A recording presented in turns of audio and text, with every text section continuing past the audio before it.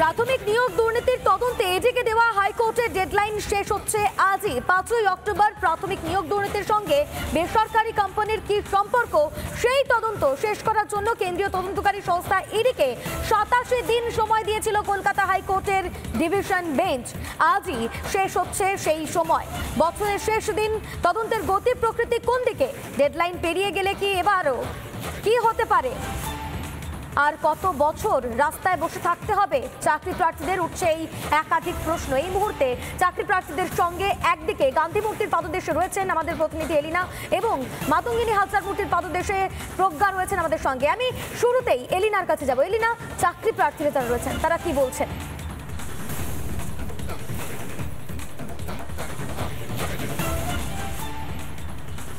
একেবারে রুমকি, দেখো আজকে বছরের শেষ দিন, আজকে 31 তারিখ, 31শে ডিসেম্বর, আগামীকাল নতুন বছর শুরু।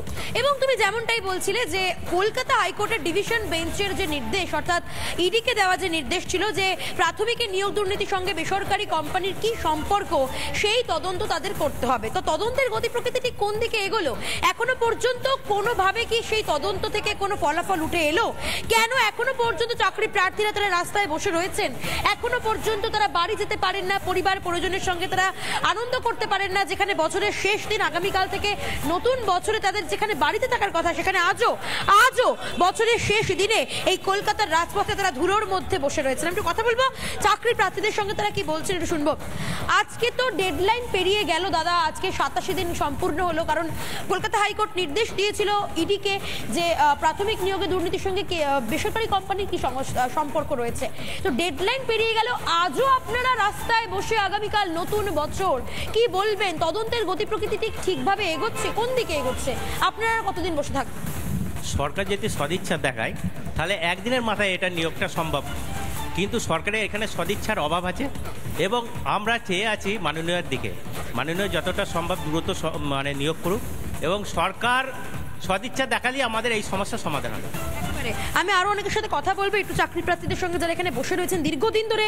1022 দিন আজকে রুমকি জানিয়ে রাখবো, আজকে গান্ধী মূর্তির পাদদেশে 1022 দিন ধরে চাকরি প্রার্থীরা বসে রয়েছেন, এসএলএসটি বঞ্চিত চাকরি প্রার্থীরা।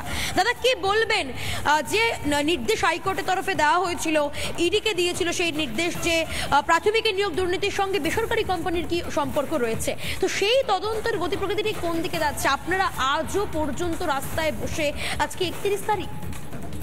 তদন্ত তো ইডি এবং সিবিআই করছে, তদন্ত জায়গায় আমরা চাই তদন্ত যেমন চলছে কোর্টের নির্দেশে এবং কোর্টের অবজারভেশনে আর কি সেইভাবে চলুক।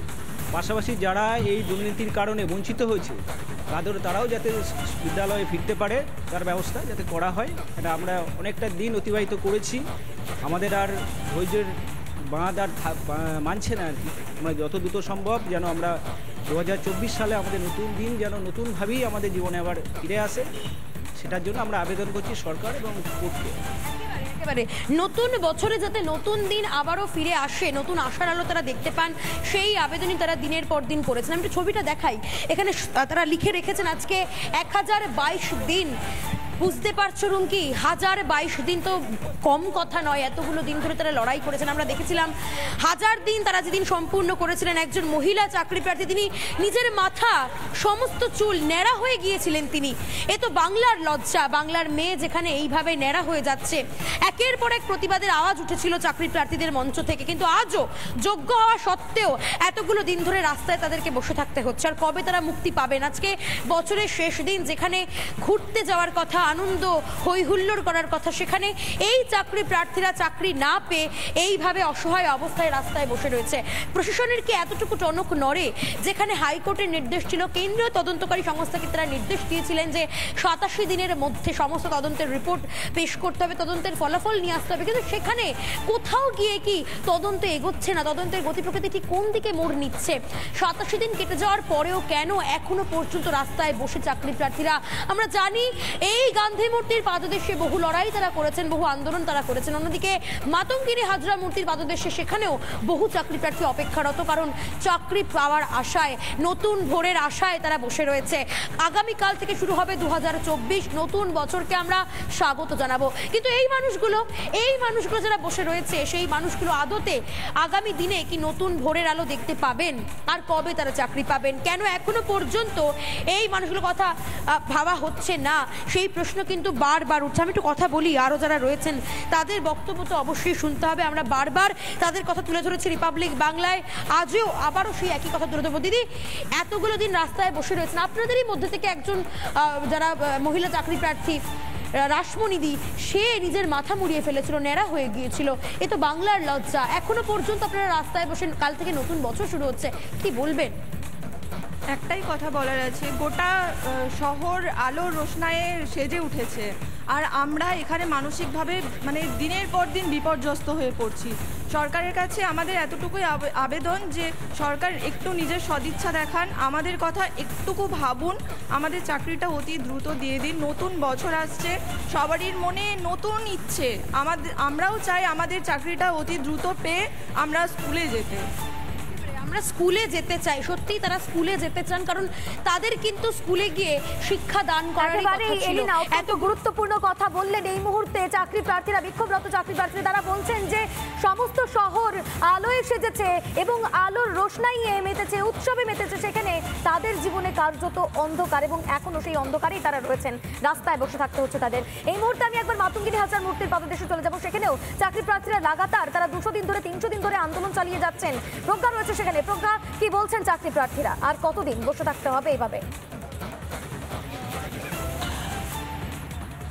2014 প্রাইমারি টেট নন ইনক্লুডেড এই ক্যান্ডিডেটরা 486 দিন ধরে তারা নিজের চাকরির দাবিতে আন্দোলন চালাচ্ছে।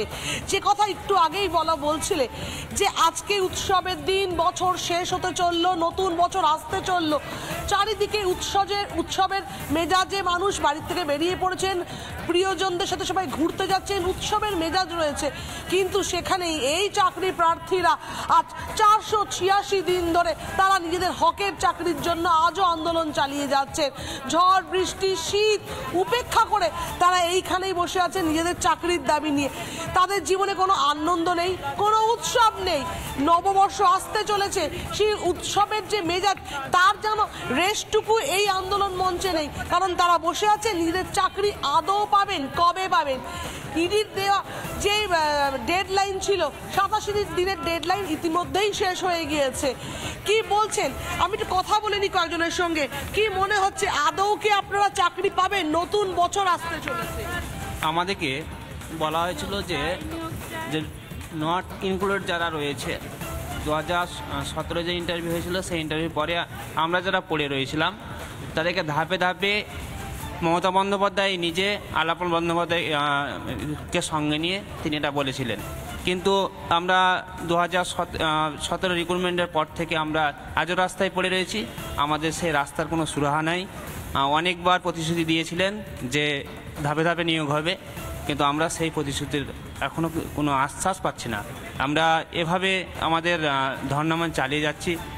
আমাদের ধর্ণামঞ্চের মধ্যে আমাদের একতা যথেষ্ট রয়েছে, আমরা সেই কাজ করে চলছে। কিন্তু রাজ্য সরকারের ইচ্ছা না থাকায়, বিভিন্ন বাহানায়, বিভিন্ন রকম কেস অন্য টেট প্রার্থীদেরকে, অর্থাৎ যারা ডিএলএড রয়েছে তাদেরকে দিয়ে আমাদের আমাদের যে জোটটাকে ভেঙে আমাদেরকে বঞ্চিত করার চেষ্টা চালাচ্ছে। আমরা আশা রয়েছি আমরা যে আমাদের কোনো একটা সুরাহা হোক, আমরা যাতে এই রাস্তা থেকে আমরা পরিত্রাণ পাই এবং আমরা অন্যান্য যারা সার্ভিসম্যান করছে সেরকম আমরা একটা নির্দিষ্ট পথে চলতে চাই। আজকে যে 31 তারিখ, কাল নতুন বছর আসছে। নতুন বছরে আপনাদের তো নতুন একটা সমস্যার সমাধান হয়ে নতুন চাকরি হওয়ার কথা ছিল, ক্লাসরুমে থাকার কথা ছিল, পঠন পাঠন নিয়ে ব্যস্ত থাকার কথা ছিল। সেইখানে এই গাছতলায় কি বলবেন? নতুন বছরে কোনো আশা দেখছেন আপনাদের? আমাদের স্বপ্নগুলো তো এই সরকার 9 বছর আগেই মুছে দিয়েছে। সরকার আমাদের লক্ষ লক্ষ যারা অযোগ্য প্রার্থী তাদের থেকে লক্ষ লক্ষ টাকা নিয়ে তারা নিজেদের স্বপ্নগুলো পূরণ করছে, কিন্তু আমরা যারা যোগ্য প্রার্থী আজকে 9 বছর ধরে এই মঞ্চে গাছের তলায় পড়ে আছে, রোদ ঝড় বৃষ্টি মাথায় নিয়ে কিন্তু তাদের দিকে একবারে ফিরে দেখাচ্ছেন না। একটা কথাই আছে, পশ্চাতে রেখেছে যারা পশ্চাতে সেটা এনেছে। আজকে আমাদেরকে আপনারা রাস্তায় নামিয়েছে যোগ্য প্রার্থীদের, একদিন না আপনাদেরকেও এই রাস্তায় নেমে আসতে হয় এই জনগণের দ্বারাই। আজকে এই 2014 486 দিন আমাদের কোনো স্বপ্ন নেই। আজকে বছরে বছর আমরা এখানে বসে আছি, বছর পার হয়ে যাচ্ছে, নতুন বছর হচ্ছে আমাদের। আজকে যখন আমি আসছি সবাই বেড়াতে যাচ্ছে, কত কি করছে, আর আমরা আসছি কত ধর্ণা মঞ্চে। আমাদের হকের চাকরি, যে চাকরিগুলো চুরি করে নিয়েছে, লক্ষ লক্ষ টাকা চুরি গিয়েছে, সরকারের সদিচ্ছার অভাব, এবং সেই কারণেই তাদের রাস্তায় বসে থাকতে হচ্ছে। বছর শেষেও তারা রাস্তাতেই বসে আছেন এই অভিযোগ চাকরির প্রার্থীদের। প্রজ্ঞা এবং এলিনা, তোমাদের দুজনকে অনেক ধন্যবাদ।